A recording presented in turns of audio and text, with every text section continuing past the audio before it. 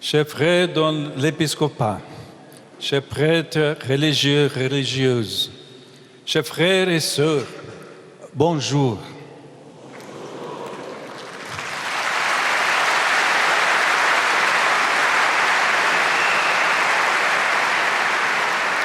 Salamuel Masihe.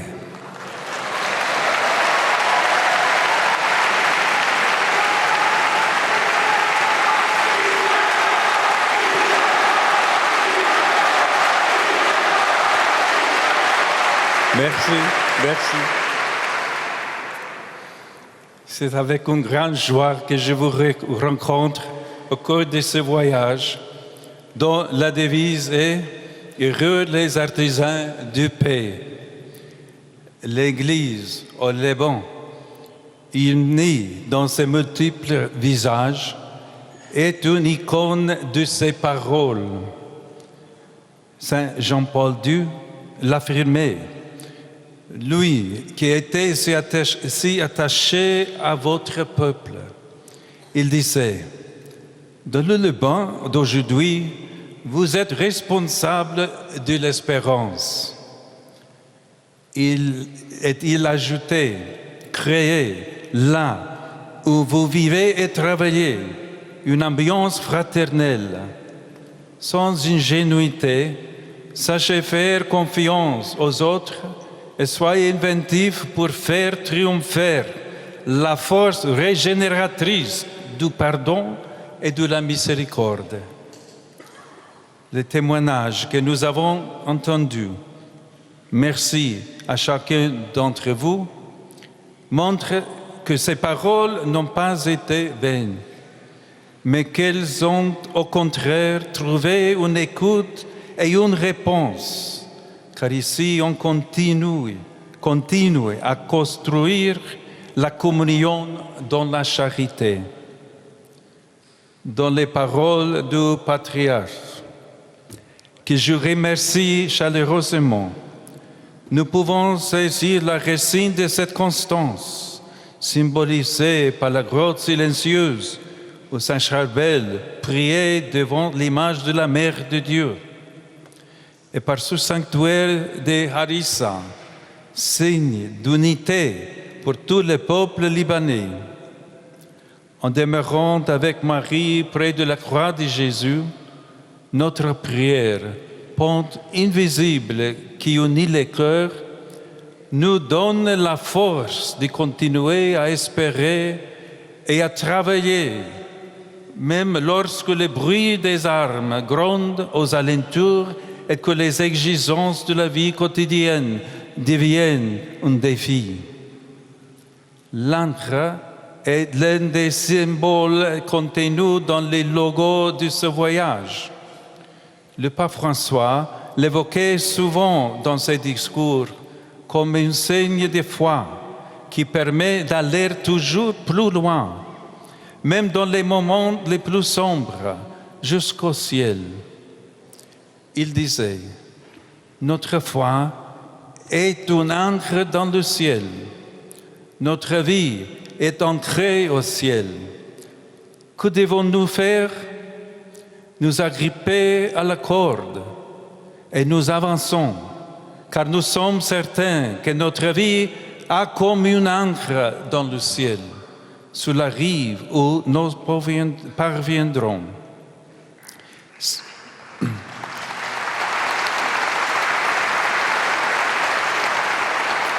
Si nous voulons construire la paix, ancrons-nous au ciel et fermement orientés vers lui, aimons sans craindre de perdre ce qui passe et donnons sans mesure.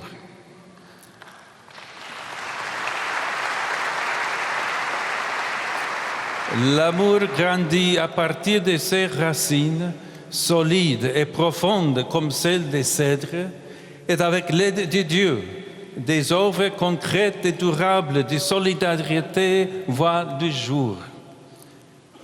Le père Johanna nous a parlé de Babijé, le petit village où il exerce son ministère. Là-bas, malgré l'extrême pauvreté et sous la menace des bombardements, chrétiennes et musulmanes, libanais et réfugiés, venus de l'autre côté de la frontière, cohabitent pacifiquement et s'aident réciproquement. Arrêtons-nous sur l'image qu'il a lui-même proposée. La pièce syrienne trouvée avec les pièces libanaises dans le sac des aumônes. C'est important. Cela nous rappelle que dans la charité, chacune a quelque chose à donner et à recevoir, et que le fait de nous donner réciproquement enrichit chacun et nous rapproche de Dieu. Le pape Benoît XVI, lors de son voyage dans ce pays, disait en parlant de la puissance unificatrice de l'amour, y compris dans les moments d'épreuve. C'est justement maintenant qu'il faut célébrer la victoire de l'amour sur la haine, celle du pardon sur la vengeance, celle du service sur la domination, celle de l'humilité sur l'orgueil, celle de l'unité sur la division. Savoir convertir nos souffrances en cris d'amour envers Dieu et de miséricorde envers le prochain. C'est seulement de cette manière que l'on ne reste pas écrasé par les injustices et les abus. Même lorsque, comme nous l'avons entendu, on est trahi par des personnes et des organisations qui spéculent sans scrupule sur les désespoirs de ceux qui n'ont pas d'alternative. C'est seulement de cette manière que l'on peut recommencer à espérer en l'avenir, malgré la dureté d'un présent difficile à affronter. À ce propos, je pense à la responsabilité que nous avons tous en ce sens vis-à-vis des jeunes. Il est important d'y promouvoir leur présence, y compris dans les structures ecclésiales, en appréciant les novités qu'ils apportent et en leur laissant de la place. Et il est nécessaire, même parmi les décombres d'un monde qui connaît de douloureux échecs, de leur offrir des perspectives concrètes et réalisables de renaissance et de croissance pour l'avenir. Lorraine nous a parlé de son engagement dans l'aide aux migrants. Elle-même migrante, elle s'engage depuis longtemps à soutenir ceux qui, non par choix, mais par nécessité, ont dû tout quitter pour chercher un avenir possible loin de Jésus. L'histoire de James et de Lila qu'elle a racontée nous touche profondément et montre l'horreur de ce que la guerre produit dans la vie de tant de personnes innocentes. Le pape François a rappelé à plusieurs reprises dans ses discours et ses écrits que face à tel drame, nous ne pouvons pas rester indifférents et que leur souffrance nous concerne et nous interpelle. Leur courage nous parle de la lumière de Dieu qui, comme l'a dit Rohan, brille même dans les moments les plus sombres. Par ailleurs que ce qu'ils ont vécu nous oblige à nous engager pour que personne ne soit plus contraint de fuir son pays en raison des conflits absurdes et impitoyables, et pour que ceux qui frappent à la porte de nos communautés ne se sentent jamais rejetés, mais accueillis avec les paroles mêmes de Lorraine. Bienvenue chez nous. Le témoignage de sœur Dima parle de cela également.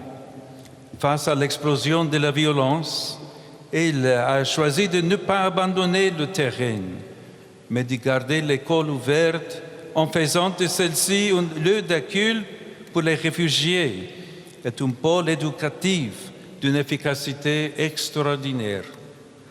Dans ces locaux, en effet, outre l'assistance et l'aide matérielle, on apprend et on enseigne à partager le pain, la peur et l'espérance, à aimer au milieu de la haine, à servir dans la fatigue et à croire en un avenir différent, au-delà de toute attente. L'Église au Liban a toujours soigné l'éducation. Je vous encourage tous à poursuivre cette œuvre louable, en venant en aide surtout à ceux qui sont dans les besoins et n'ont pas de moyens, à ceux qui se trouvent dans des situations extrêmes, en faisant des choix empreints de la plus généreuse charité pour que l'éducation du cœur accompagne toujours la formation de l'esprit.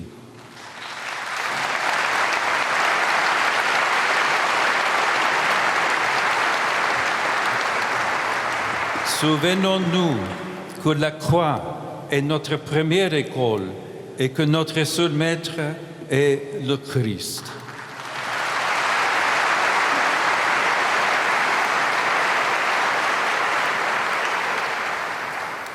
À ce propos, le Père Charbel, en parlant de son expérience apostolique dans les prisons, a expliqué que précisément là, en ces lieux où le monde ne voit que des murs et des crimes, nous voyons la tendresse du Père qui ne se lasse jamais de pardonner, dans le regard des détenus, parfois perdus, parfois éclairés par une nouvelle espérance. Et il en est vraiment ainsi. Nous voyons le visage de Jésus reflété sur le visage de ceux qui souffrent, comme de ceux qui prennent soin des blessures que la vie a causées. Dans un instant, nous allons accomplir le geste symbolique de la remise de la rose d'or à ce sanctuaire. C'est un geste ancien qui a notamment pour signification de nous exhorter à être parfum du Christ par notre vie. Devant cette représentation, je pense au parfum qui s'élève des tables libanaises, typiques par la variété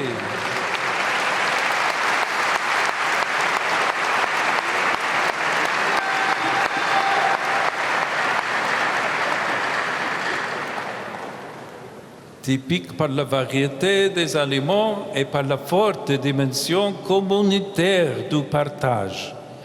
C'est un parfum composé de 1000 parfums qui frappent par leur diversité et parfois dans leur ensemble. Tel est le parfum du Christ.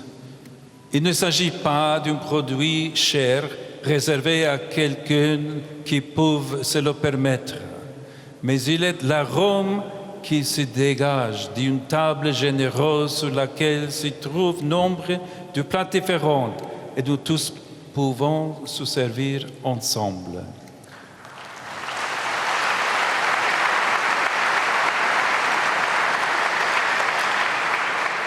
Tel soit l'esprit du rite que nous allons accomplir et surtout l'esprit avec lequel nous nous efforçons chaque jour de vivre unis dans l'amour. Merci.